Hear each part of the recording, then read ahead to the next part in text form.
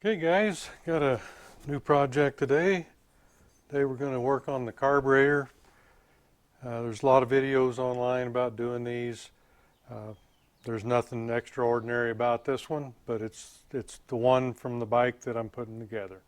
So I'm going to include it in here, and probably be a pretty short video. So let's get started.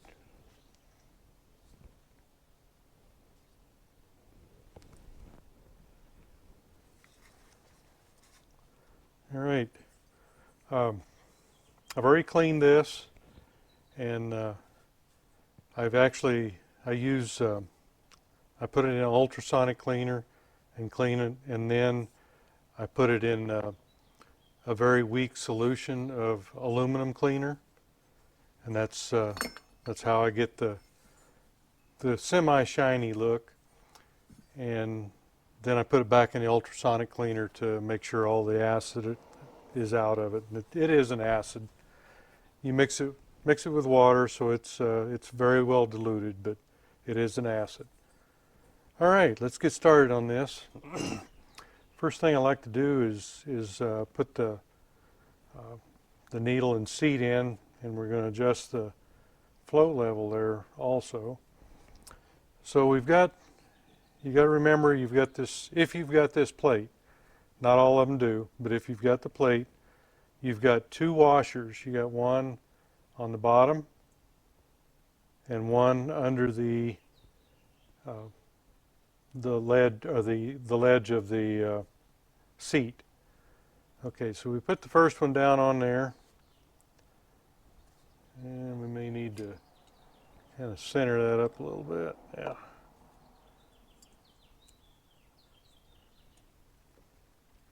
And just run that in with a 10 millimeter. And it's tight, but not, oh my gosh, tight. Okay, then let's get our needle in there. This needle's in very good shape. Again, this was a very low mileage bike. The spring, the plunger, all still works very good. So we'll put the needle down in there. On the float arm here, you make sure that the tang is up. That's to keep it from dropping too far. And you probably, like this one does, you'll see a little witness mark here where the needle used to run on it. So it's pretty easy to tell if they've got any miles on them at all. And then the pin. And I actually use the aluminum cleaner on the brass too. It doesn't make it as shiny, but it does clean it up pretty nice. Okay. Kind of the next thing here is to check this float level. And the book tells us that we want 2.6 or 0.268.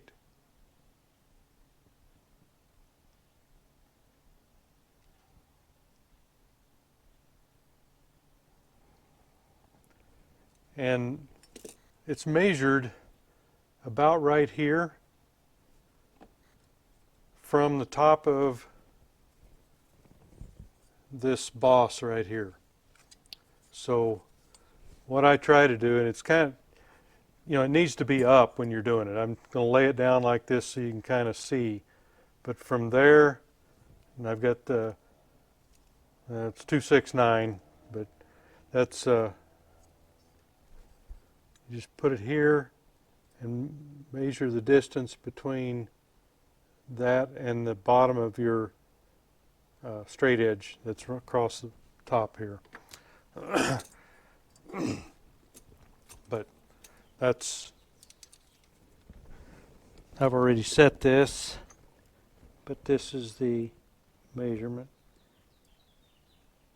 And you want to make sure that you're not pushing down on this when you do it. It's kind of a delicate operation, kind of hard to do when you're video in here. So it's already done, but they're calling for 0.268 inches. Not real sure what the millimeter reading is. It's in your book. Next thing, we need to get our pilot jet in here. Now these, again, there's nothing that needs to be, oh my gosh, tight on these things. So you want to be very careful. And what I actually do, and I'm sure it washes off after a little bit, but I put a little just lightweight oil on it. I don't want that thing degalled. And this is all clean, so it drops in. And I've got a screwdriver that I made just for this that fits that needle perfectly, because you don't want to break that the slot out of the top of it. Just run it down there and just give it a little tight with your fingers. Now, the next thing here we need to do is get our needle jet in. And this, you've got a pin right here. You can see this brass pin. That's your alignment pin. And that's going to line with this right here, this slot. So this goes in from the other side, so you just want to make sure that the slot is going the right direction. And I just grasp this with a plier.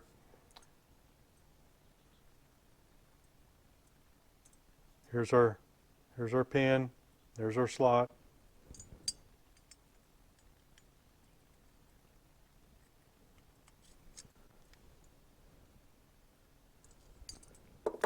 You know, be very careful of that. All I do is just grasp it and start it in there, because you don't want to bend that.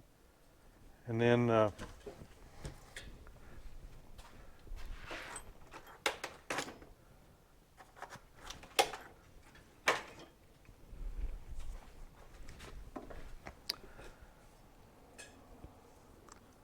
just take a punch. Usually you can just push it home.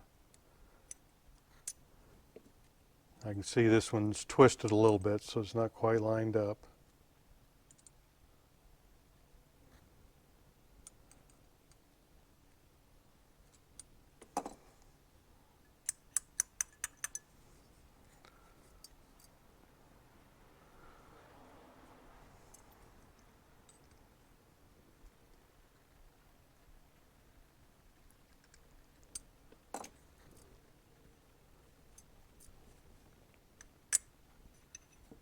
I'm having a little difficulty getting that thing in there.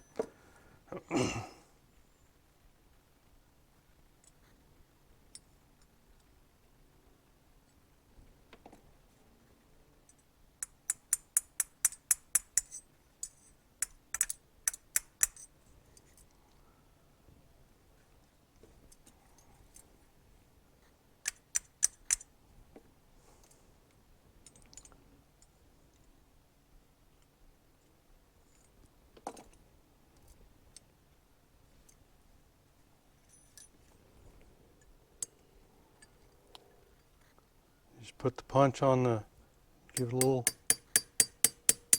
there, drop down. All right. Usually they fall right in. That one was giving me a little trouble.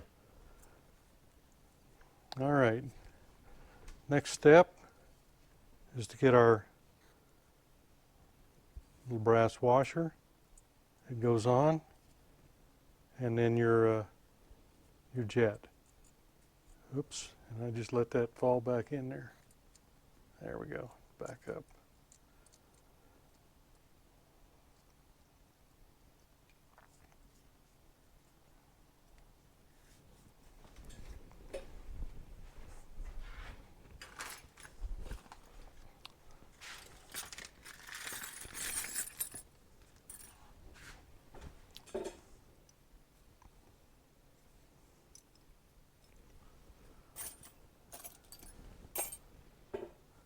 We've got a little ignition wrench sitting right there.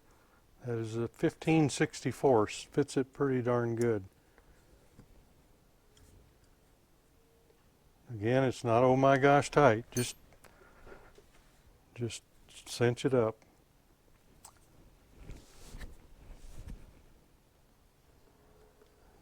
Okay. Let's get our float bowl gasket on. I've got a new one here from Suzuki. They're still available. This one was pretty hard, and it'll go one way very easily, and the other way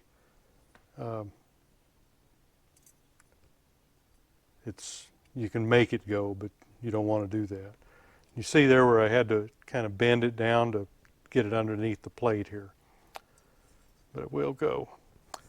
Okay, and then we've got a washer, or I mean a O-ring.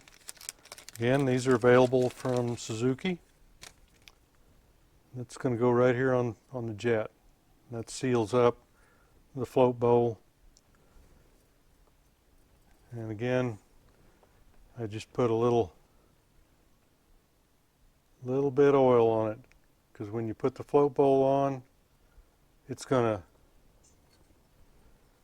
squeeze into this hole right here. So you want to make sure that it will go. So just a little light coating of oil. Okay, so all this is on. We've got our float set, and see, you've got a little resistance there, and that's that O-ring.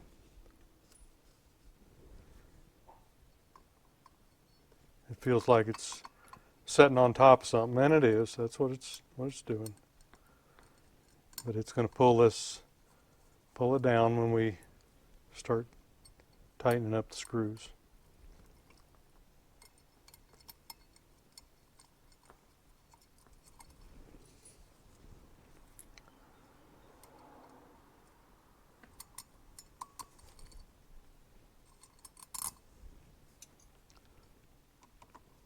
And since it is kind of rocking on there, you want to pull this down very slowly and crisscross it so you don't put any excess strain anywhere.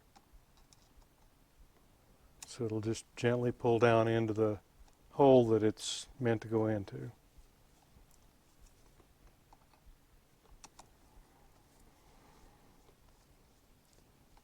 This carburetor is a 24 millimeter.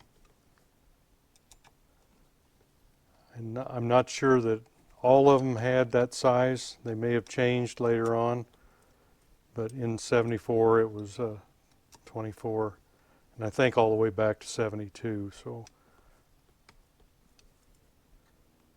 we're just slowly pulling this down. That way we'll end up with a good seal.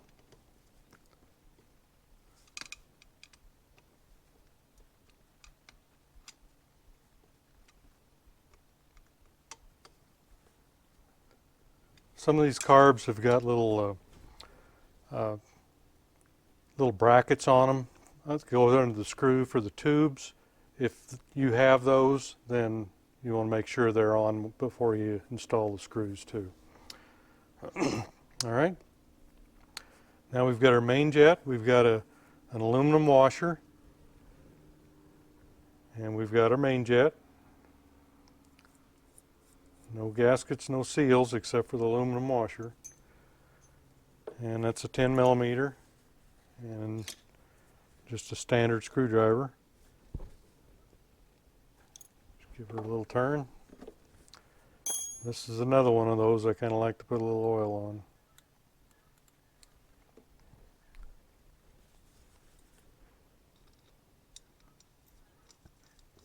Install it into the float bowl. 10 millimeter wrench, snug it up.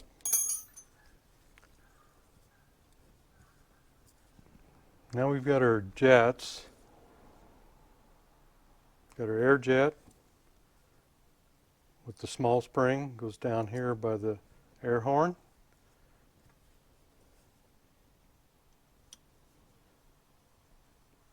We're going to run that down until it just stops, but do not turn it any farther. It just stopped. If you continue to tighten it, you'll ruin this needle jet. So just now once it's stopped, what I do is I start it out as one, there's one full turn and a half. That gives me a starting point. Now on your idle adjustment screw, there's not a whole lot you can do to pre-do this. I just run it in and then I deal with it when when I start the bike. You guys just let me put that in there without putting the floats in. So let me get back to where I put the floats in, and then I'll bring you back again. Okay, how many of you guys were yelling at me to put the floats in? I was sitting right here looking at them. Anyway, they are marked up, as you can see, and they go on these sliders. So the pin here will actually go down. So you just drop those in, again, up, just like that. And I'm just going to kind of go sideways here so I don't lose them. And again, with the alternate tightening of the screws. I won't make you watch that again. All right, we got our pesky little floats back in there. I'm sure nobody here has ever done that before. Sitting here looking right at them on a white cloth and didn't see them. All right, let's see if we can continue on now. Let's get our choke installed.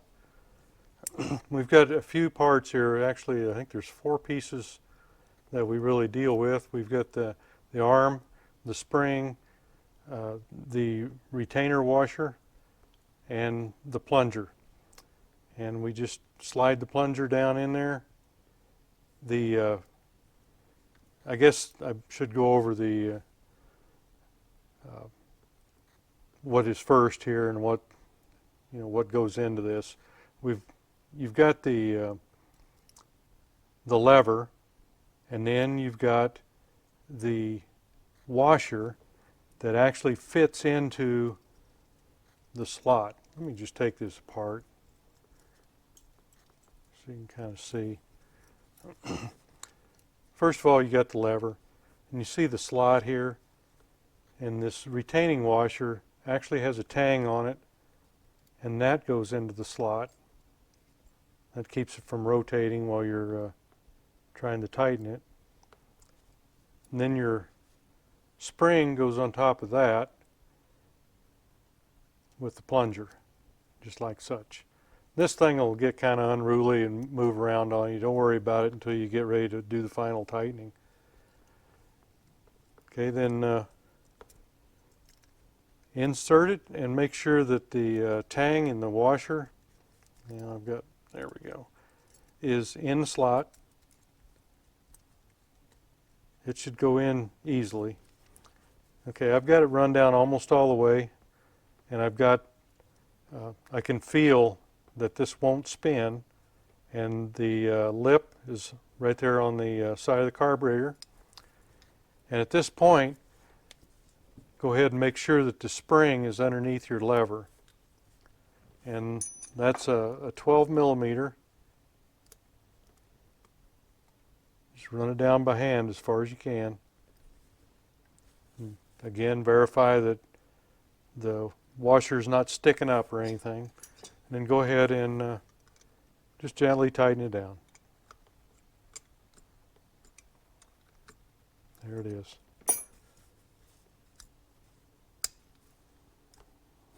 And everything works properly. And what I do is, that washer is still up a little bit from the last time.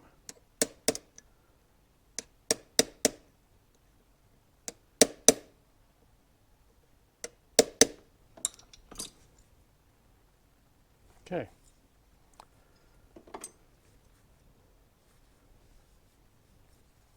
That's the majority of it right there. Now we've got our slide and the needle. And this one stays in the third groove. Drop your needle in, drop your retainer in. This tang will go into the slot. And of course you'll have to take this apart again when you get ready to put your throttle cable in, because it's got to go in before any of that. And then you've got your spring. Actually, it's going to go right there. This you need to,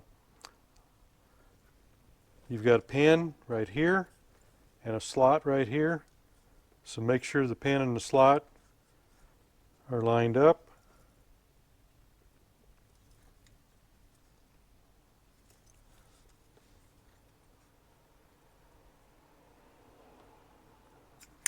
And it just slides right in. Then your spring. And you've got a rubber gasket on the bottom. If these are loose, I usually put a little bit of glue on them just to hold them in there so I don't have to go chasing them. Because when you're trying to put the throttle cable in and everything, you don't need to be chasing that too. And then just press it down and start it. Make sure you don't get it cross-threaded. And then you can reach in here and just operate the slide. Make sure it works freely. And we have one more brand new Suzuki part for the O-ring for the manifold. These get really flat after they've been installed for a long time, so you want to make sure you put a new one in. And I've got an O-ring set, just different variety, and they've got one in that set that works perfectly for this. So if you don't have one from Suzuki or don't want to do that route, the aftermarket ones generally will work fine. And all we've got left is our